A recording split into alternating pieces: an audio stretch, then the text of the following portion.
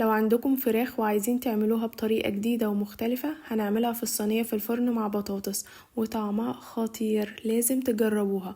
اول حاجة معايا بصلة متقطعة جوليان وهتبلها بملح وفلفل اسود وبابريكا ونقلبهم كويس، وهنحتاج كمان بطاطس متقطعة شرايح بس ما تكونش تخينة ولا رفيعة، وهنرصها على البصل ونرش عليها ربع كوباية زيت وملح وفلفل اسود.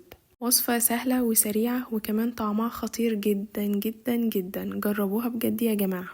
معايا صدرين فراخ متقطعين مكعبات وهتبلها بملح وفلفل اسود وبابريكا ونقلبهم كويس ونرصها في الصينية على البطاطس. نجهز التشريبة بتاعتنا، هحتاج بيضة وملح وفلفل اسود وزعتر ونقلبهم كويس، وبعد كده ننزل بيهم على كوباية لبن ومعلقة دقيق ونقلبهم كويس وننزل بيهم على الفراخ ونغلفها بورق فويل وندخلها فرن سخن مسبقا على درجة حرارة 180 لمدة 45 دقيقة ونطلعها ونرش عليها رشة جبنة موتزاريلا